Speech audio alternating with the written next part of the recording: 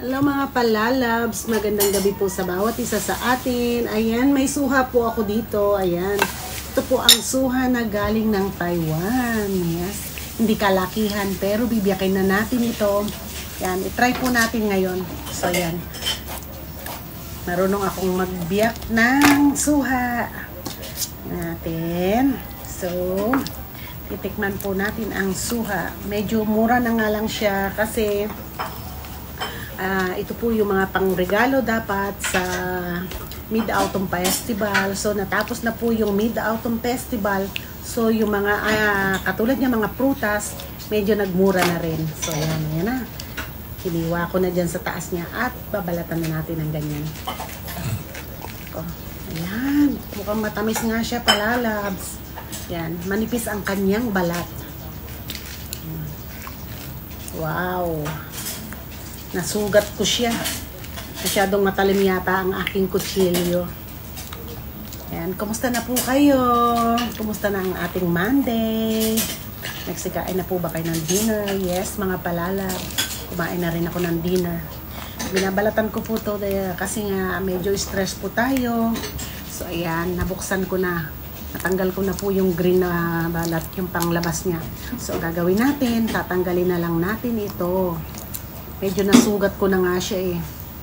So, ayan. Buksan natin. Linisin natin muna ang mga yan.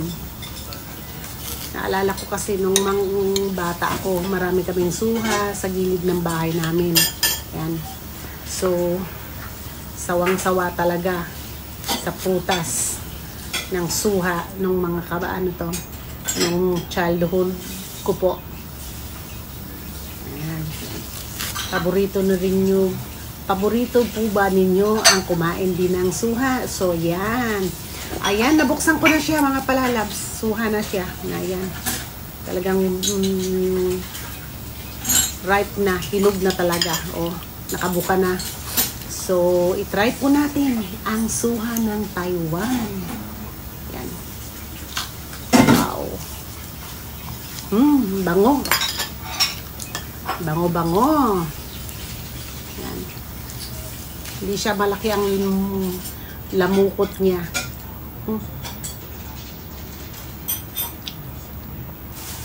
Sarap palalab. Ang tamis. Ang tamis po siya. Yan. Yan. At saka yung mga buto niya, napakaliliit. Maliit ng buto niya. Parang wala pa nga eh. Ayan. So, very yummy. Thank you for watching. Like and share lang po. Ayan. Yan ang suha ng Taiwan. God bless everyone. Happy blessed Monday. See you again.